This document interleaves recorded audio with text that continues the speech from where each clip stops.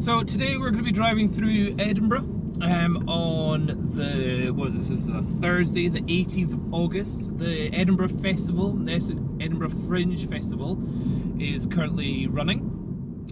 There's also, unfortunately, today is the start of the bin men are on strike because they're not getting paid enough, and I think there's also a rail strike going on as well in Scotland. So the economics of the country not doing so great. Just yesterday there was a report out from the bank saying that UK's actually got 10 point something % inflation, which is the highest it's been in about 40 years, so that's not great. So it means if inflation is about 10% just now and people are getting pay rises of 3-4%, their real asset or the real monetary value of their wages has actually gone down by about 6%. So everyone's like, nope, not happy, not getting paid more. Gas and fuel bills have gone through the roof. People's gas bills and electricity bills are going up from maybe like £100 up to about £400. It's easily doubling and tripling in some cases.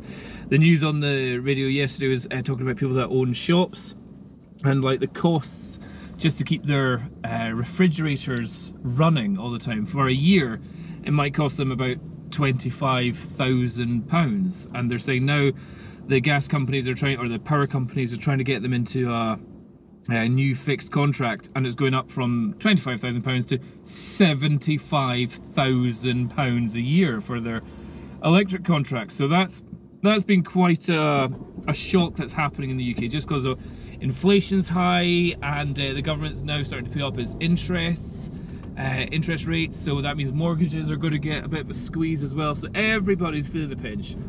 But hey ho, Edinburgh's having the festival just now, so there's comedy, there's theatre, there's arts, there's all this kind of stuff going on, and lots of tourists back in the city. However, it's not as busy as it has been. Obviously, I think this is the first year that the Edinburgh Festival has come back since COVID, and it's obviously, you know, travel disruptions, people not being able to get on holidays, people still getting ill and all that kind of stuff.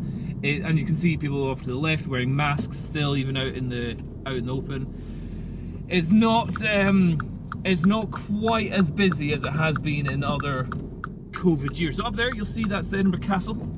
Up there, we're just right past. This is Castle. Oh, what is it? Castle Terrace, I think. And nice view of the Edinburgh Castle there, on top of the big rock, which is a volcanic plug from a volcano many years ago, people say. I think the other one that's just gone up is like the parking as well. For me to do my job, parking here in one of these spots here is around about £5 an hour. Trying to do that with actual coins in your pocket is an absolute. So we use an app. Everyone in Edinburgh uses an app called Ringo to pay for your parking, and Ringo takes a charge as well of every park that you do. Every time you park your car, they take a commission from it as well, from us, not from the actual parking people. And so it might be actually £4.80 per hour, but then it comes up to £5 per hour by the time you've actually gone through the app. So that's a little bit tricky and expensive. Up there, that's in front of us to the left, that's a bit of the Edinburgh University, the Edinburgh Art College of Art, and they've obviously always got something going on. But universities are just starting back very soon just now. Haven't started yet, but I think there's lots of chat online about all the school kids are getting their high school qualifications in the post just now, so they're all finding out if they're going to university. There's another person with a mask on. In fact, the only people I'm seeing with masks are Asian so far. I'm looking at the restaurant to the right of us, and nobody in there has got a mask on. But yeah, wearing a mask outdoors just now is considered to be more odd than normal now. Wearing it into a shop, it just makes people think that you are ill. So it's kind of changed from how in the past it was like, oh my goodness, you're not wearing a mask, you're a horrible person, why are you not following the rules? To now, if you're wearing a mask in the shops, it's already like, oh, you are ill, I'll stay away from you. But here, so this is us coming into the Grass Market. And the Grass Market is a very big tourist hub. It's lovely, very, very historic, very old, Lots of tourists to the right, great stairs up to the right there, the Venel. And lots of people going to some sweet shop there or something. And lots of little restaurants and stuff, and great views of the castle up to the left there. But this is just, like, considering it's nice weather, it's warm, it's not raining, it's not nearly as busy as I thought it was going to be. It's definitely, it's quiet for a tourist time, and it's extra quiet for what is festival time, especially at 2:30 in the middle of the day. So it should be absolutely buzzing with kind of people doing circus shows and giant groups of people all waiting to go on tours and all that kind of stuff. In fact, in front of us, we've got, in front of the van, there's a tour bus, but even the tour bus isn't looking, I'm trying to see in the back of it, it's not packed either. So it's all about perception, really. Like on the left there, you might kind of think, oh, that looks really busy. To me, that would be busy if it was not festival time. But just now, that looks really quiet just now. But yeah, this place is all super historic. All the buildings super old. My work takes me into a lot of these properties here. A lot of them are also all Airbnb'd. Just because actually living here is very, well, it's not easy. If you need to have a car, if you need to park anywhere, if you need to actually do shopping. But as a property to own, to rent out to tourists through an Airbnb, see, this looks a bit more busy. This is more kind of what you'd expect. But yeah, you can't get up that road. So if you live there, you're like, I can't even drive near my house to drop anything off, even in the morning. Total nightmare. So outside the buildings, you'll see a lot of key boxes that are nailed onto the wall to get for people to get their keys for Airbnb-ing. However, laws are getting changed in, I don't know if it's Edinburgh or Scotland in general, that's going to make short-term lets really difficult, or far more restrictive. The licensing that you need to do short-term lets, I think, is going to be far more prohibitive going forward. So that, and far more expensive. So maybe the case of, hey, the government's going to go, we're going to make so much more money, so much more revenue from taxing all these people doing Airbnbs, but at the same time, so many people could go, can't be bothered renting out then, and they're like, oh, we've actually lost so much. And also, there just isn't enough hotel room as well. So trying to say, oh, well, the hotels can suck it up. It's like, no, the hotels can't. There's just not enough hotel space. I'm sure this is one way just now. How these people are driving up here, I'm not 100% sure.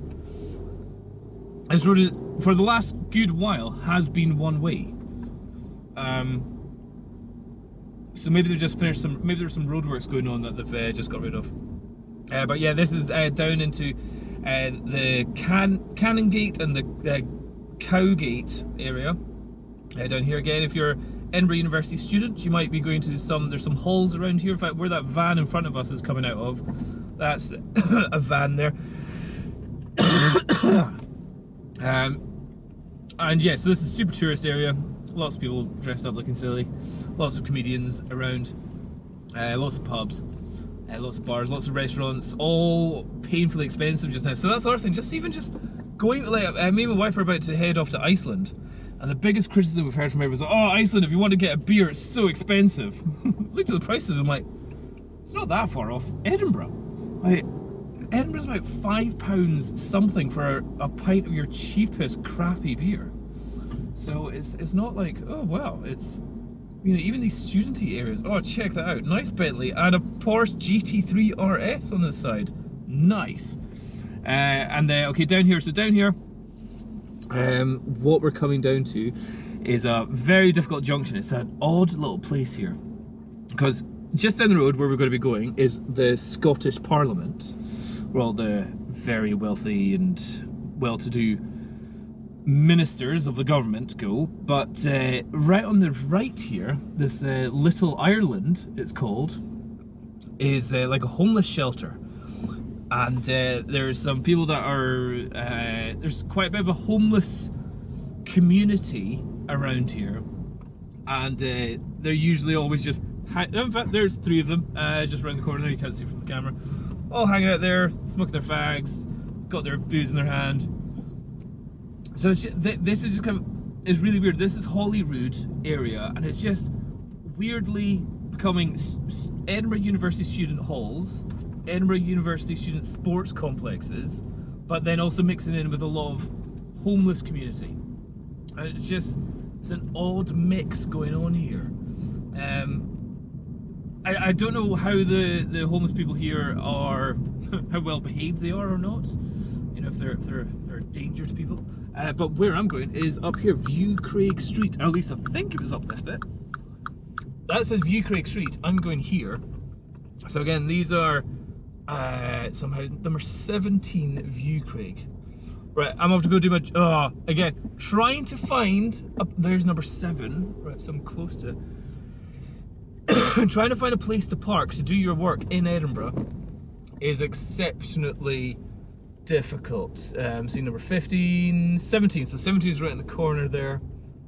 17 flat 17. Okay, somehow we need to get down here. But there is. Oh, here's a place to park. So I'll find a parking meter here, and we'll see how much this costs to park here.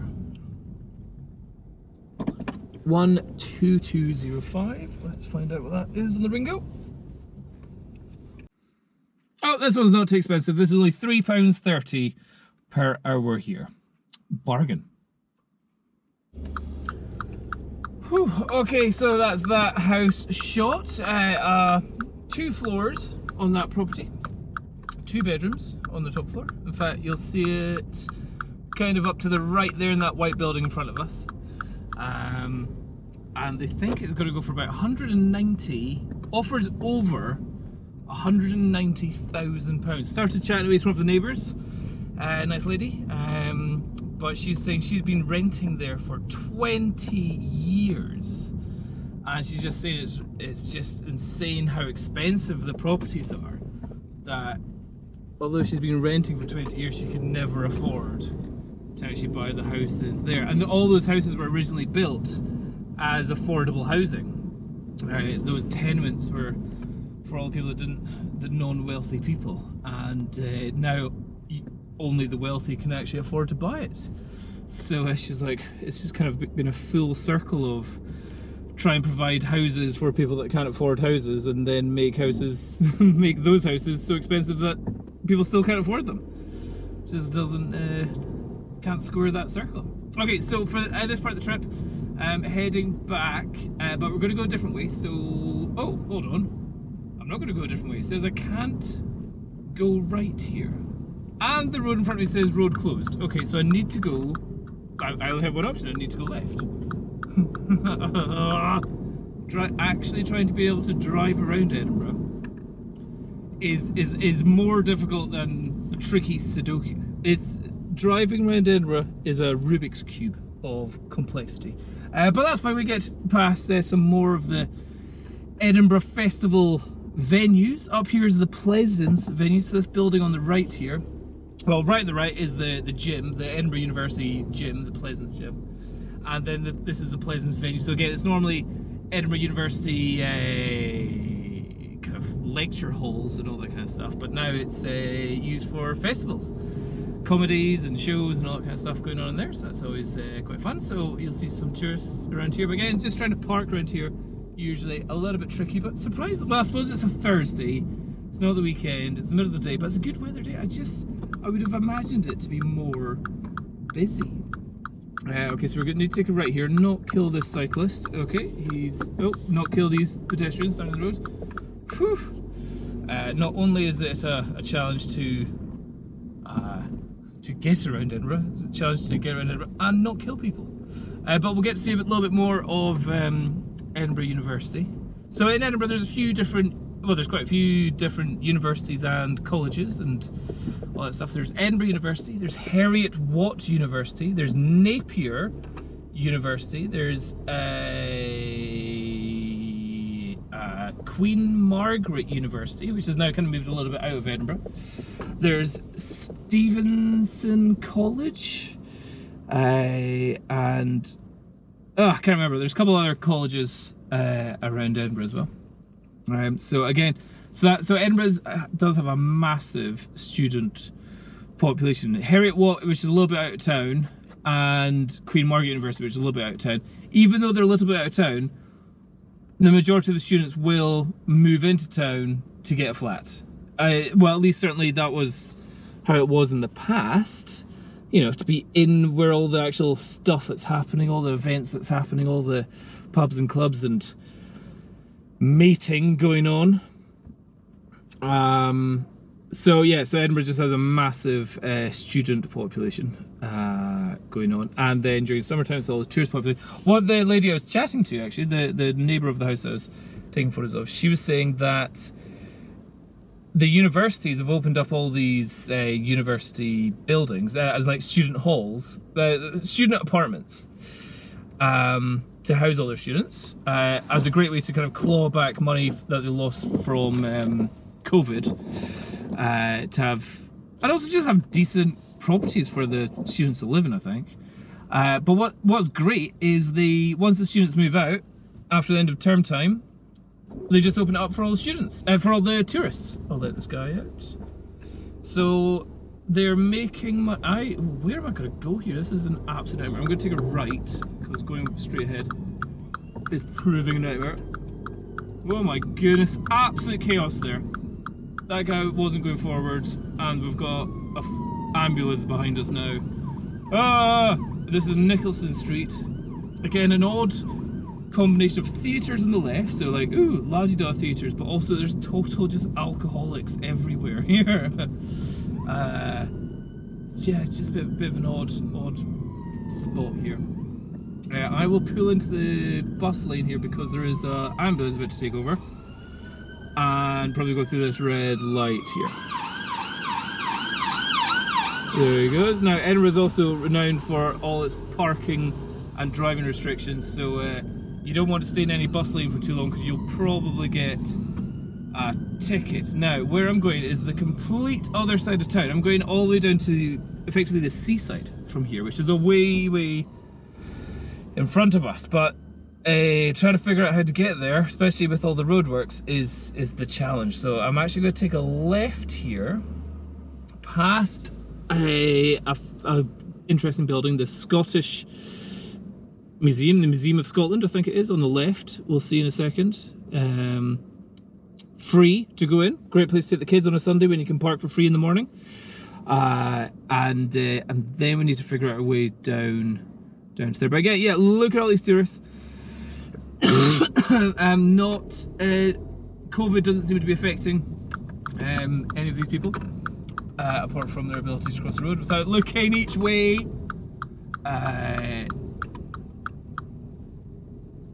This street is Chambers Street. This is also where the courts are, so if you're a criminal, usually a politician, then you go to court down at this place down the end here. So there's usually quite a few police cars or police wagons going on here. Statues on the left, in front of the, what do you call it, the Museum of Scotland. I can't remember who the statues are, but that one's got lots of poo on his head, so he must be famous, must be important. Can't read it. First spotting of a very full bin on the left there, and actually up to the right here, just in front of the bus, some wheelie bins, fully open and full to the top. So again, I think today was meant to be a bin emptying day, but the bin men are on strike. So those bins are going to get pretty full. I'd imagine if they were... Oh, okay, this is a night. Oh my god, what is going on here?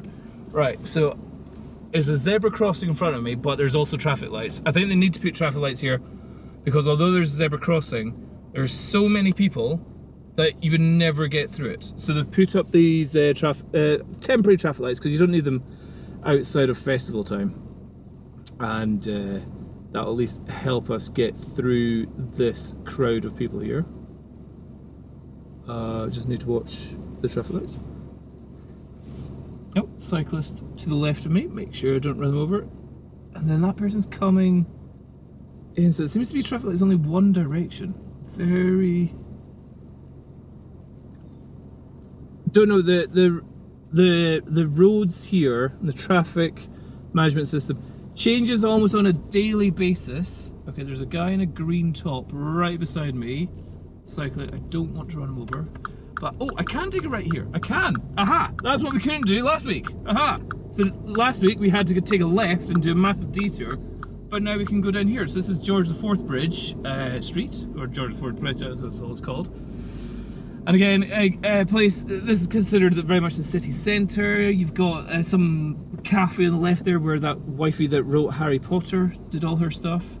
The Elephant House, that was her coffee shop. Everyone kind of gathers around.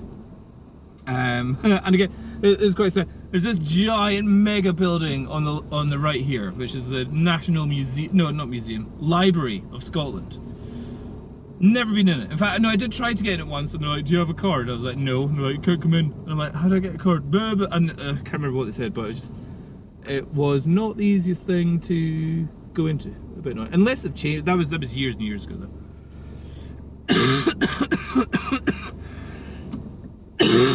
Right, and now we're just stuck in a traffic jam. Fast forward this bit. Okay, that's us getting going now. Traffic lights are green. Big hotel on the left getting some major refurb work, so that's causing chaos there. Over the Royal Mile, so this is that road that goes left and right there, is the Royal Mile. So from the castle to the top to the Parliament at the bottom, which we were near when I parked my car. Then down this hill, this is known as the Mound. That building, there's a Royal Bank of Scotland or something like that, some important bank down here. Down the Mound you've got some fancy old buildings. That old building with the pointy bits at the top, I think a long time, it's part of Edinburgh University now, but a long time ago that, I think, might be wrong on this one, that used to be the Parliament of Scotland. So that used to be the Scottish Parliament. Great place to have it, city centre, right down from the castle, view all over Edinburgh. Pretty awesome place to have one, but not anymore. Now Edinburgh University Hall. So again, I think Edinburgh University would be pretty cool to go to university in, if you go to all the different buildings. If you just go to one of the modern buildings somewhere and do something boring like accountancy, dull, but I think if you go into some of these older buildings, it'd be pretty cool. But again, it's used for Edinburgh festivals during the summertime, so you can actually go into that building and see a show. Cool. That's another thing you'll see, there's police cars that have just gone past me. And that last one was military police. Don't know what they do that's different, apart from they probably don't arrest people for doing normal stuff. They're just police officers that hang around the castle, I guess. Always quite surprised me that you can actually drive up and down this road, considering how full of tourists it is, and how much of a nightmare it is to actually drive around. And it really should just be almost completely, what is it, pedestrianised. I imagine in the future it will be pedestrianised, at least during the summertime. But it's such a artery to get from one end of Edinburgh to the other, one side of Edinburgh to the other. So if they did pedestrianise, it'd be an absolute nightmare. On the right, that's some art museum. I was going to say the portrait galleries, that's not right. It's some arty museum on the right there. And on the left and right, we've got the Princess Street Gardens, which are just nice places to hang out and sit in the sunshine. Don't need to do anything, don't need to see anything, just sit there. That's nice. And we'll start this video again once we're going. Okay, and then what we do, we're going over, so this next road here, going left and right, is Princess Street. So that's was like the shopping street of Edinburgh. And it's a nice street to walk along, busy, so you've got to watch where you're going. But yeah, it's nice. We've got Calton Hill on one side and other buildings on the other side, and the castle up at one side, so it's nice to go for a wander around. But again, just before actual driving around Edinburgh, you need to know where you're going at all times. And not even need to know where you're going at all times, you need to like already know the future to know exactly which road you're actually allowed to go up and down, otherwise you're just going to be stuck or doing massive detours everywhere. Oh goodness, that was close. I'm almost parked or stopped in a yellow shaded box. In fact, the car in front of me, the Discovery, that's in the yellow box. Whoopsie. And again, it's almost like a little game of how many statues can you find? So in front of us again, so this is George Street that we're about to cross over, and I'm guessing that's George the IV visited Scotland in that date, it was saying, and we've got a statue of him up there. Woohoo! Okay, and that's us over. So that last road that we just crossed over was George Street. Yeah, obviously just said that. And now we're going downhill. So we're going over all the bumps of Edinburgh. Oh my goodness. Then this is Queen Street back here. That's going left and right. And then we go down this road, which is if I'm right, it's Dundas Street. We're about to head down. And if you're able to zoom really tight in, you can see way down that hill we've also got goes all the way to, where does it go down to? That is down to like Trinity. And then the Forth, which is the river at the top of Edinburgh, the north part of Edinburgh. So yeah, we're pointing north at the moment. The Forth is north from the city centre, and then beyond the Forth is Fife. So although the traffic lights have turned green, I'll edge a little bit forward, but I will be in that yellow box. I kind of need to wait here until I can actually go all the way across. So I can see the bus is moving. Now I'm going to start moving. Hopefully these people that's coming across my path, they see that I'm coming. Yeah, woo! Close. You've got to be confident in your driving. Both in the rules and in confident in also just what other people are doing. You effectively have to read mind of every other user on the road. So down this hill, great if you're on a bike and you're cycling down here. It's like whee all the way down. Horrible if you're drunk and you're having to walk up this hill to go to a pub. You know, if you've been drinking at home beforehand and then you're like, let's go to town, and then you have to walk up this hill, which to me just now doesn't seem steep, but I do remember it feeling very steep when I was either younger or more drunk. I think the more drunk you get, the steeper it gets. That's what it is. And now we're out of the city. Well, not the city centre. We're still in the city centre. This is the what we call the new town area. So the city centre that we're in before is the old town, and this is all part of the kind of new town, is what it was called. And it's new town because it's got these kind of more modern buildings. Historically. On the right there was a big bank, I think it was the Bank of Scotland, which was pretty ugly, and they've torn it down. So they've got these diggers there digging it up and spraying water over it to stop too much dust going everywhere, but that's quite cool, them knocking it down. However, they're probably knocking it down and turning it into flats, which I suppose is kind of a good thing. Right, as we come down here, it seems like I'm going through every yellow light just now. They just seem to change very quickly. Lots of buses. So the bus service we've got is the Edinburgh, the Lothian buses that we use, and there's millions of them. Oh, all the school kids are back as well. That just reminded me. Seeing some school kids there. Just this week was the first week back for a lot of the school kids. So the school kids go back while the Edinburgh Festival is on. So you get both the congestion of the school run, of parents taking their kids back to school just now, and all the tourists in town. So there's just not anywhere in Edinburgh that's safe to actually go and not be stuck in a traffic jam. However, this drive is actually gone far smoother than I was expecting. And then what we're going to be doing is taking a left down here, and we're going to be going past the Botanical Gardens. Although you won't really see any of it because you don't see any of it from the road whatsoever. So, Warriston Place that we're on just now. Going down here. Howard Place. You've got the Botanical Garden. In fact, what we'll do, because no, it's not my way. Is it on my way where I'm going? Yeah. Yeah, there's two different gates to get to the Botanical Gardens. You can take a left at this road here and go all the way around and be on the west side, or there is another entrance just down here. In fact, just where these people are, standing at these traffic lights. This is where I actually got married in there, as well, in the Botanical Gardens. Looks like a lot of people going there for something as well. That was it back there. Botanical Gardens. Again, free to go in and just wander around. and buy expensive coffee. I think that's how they make their cash. And then this part of Edinburgh that we're coming down to is Trinity and Granton area. You've got some school playing grounds down here as well. So, or is it school? I think it's school playing grounds. A little rugby seating area stands.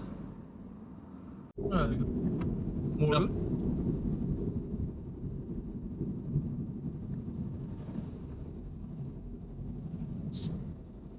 Guys and workers at the port of Felixstowe will walk out for 8 days, from the 21st to the 29th. Unite members at Cooperative Funeral Care will go on strike from the 22nd to the 29th of this month.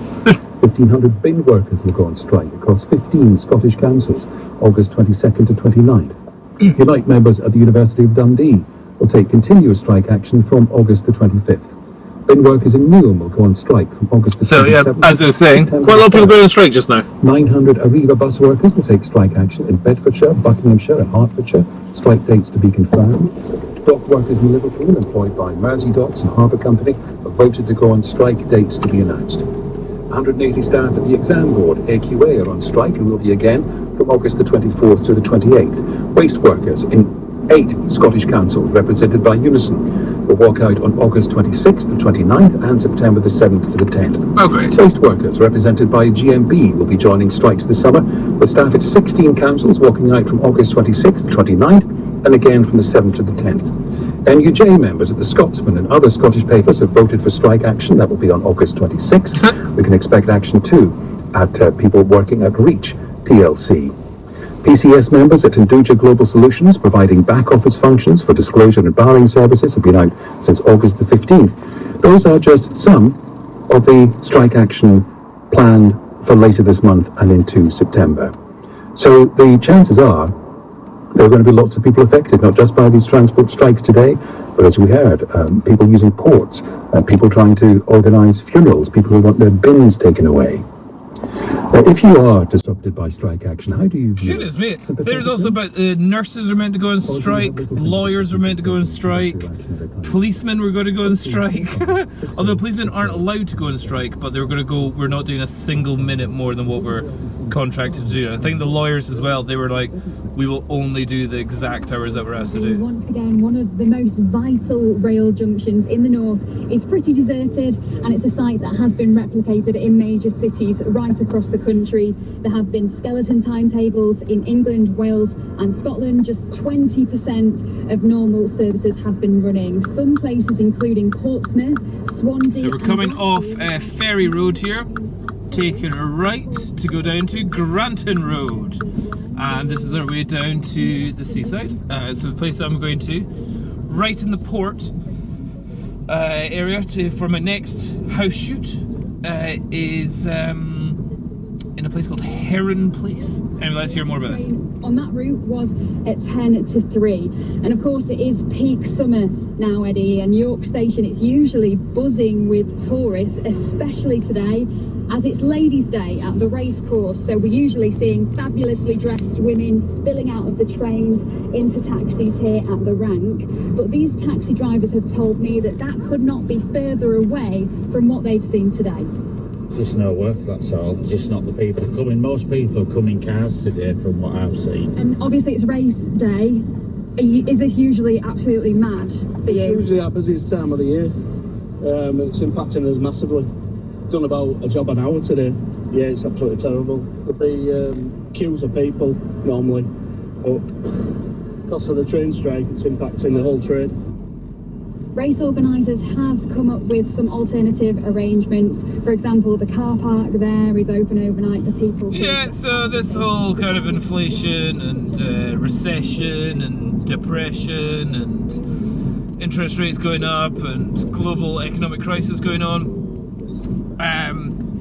there's no hiding from it, that's for sure. Everybody's getting affected by it in some way or another. I think for in Edinburgh, a lot of people are like, la-di-da, everything's fine, but then when their bins don't get picked up, they're like, what the heck is going on here? Why are my bins not getting picked up? It's like, because nobody's getting paid enough money.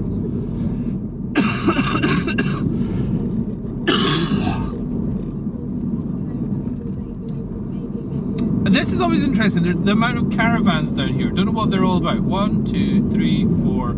4 caravans and a few kind of a lot of vans as well. I'm just wondering if this is just people sleeping in their vans, sleeping in their caravans on the road. Don't know. Big thing to do, particularly if it's a rare occasion for you. Taking the decision to withdraw your labour, lose your day's pay. Yeah, that's all the chat going on. Economic crisis around the world, thanks to COVID, thanks to somebody eating a bat in China. Great. Thanks. And if it wasn't a bat, it was a pangolin, which is something different. Right. Coming up to this roundabout here, which is a tricky one to get into. It's kind of a square roundabout, and it's a very big roundabout as well. Just need to wait for a space, which there doesn't seem to be one. Oh no, here it comes. Here's the space. Woo. Indicate going around right, and then this is where it gets. You can take off left here. No, I'm taking off left just after, which is here. Down here. And here we are. So we've gone from almost the Scottish Parliament, going near the castle, down over all the tourist areas, through the old town, into the new town, down into the North Edinburgh, and now we're right down at, I'm not meant to be there, that's Hesperus Crossway, meant to be the next one, and down by the Edinburgh Marina. There you go. So that's my little tour of Edinburgh. I hope this is Heron Place. No. Right, this isn't the way it's meant to be. Meant to be somewhere else. Doubt. Sure it's around here. Time to get a GPS out.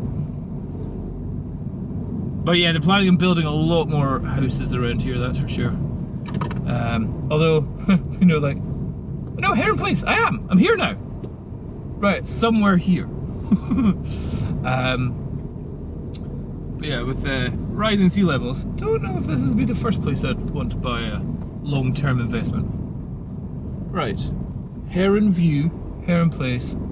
We'll just figure it out. Right, okay, there you go. Actually, wow, so I can't park here. That's number 6, Hesperus Crossway. And then Hesperus Crossway must be somewhere over there. Hesperus Crossway.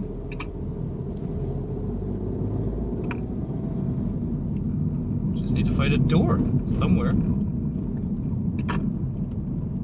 And a place to park the car. Must be there. Right. Finding a parking space now. Okay, bye-bye.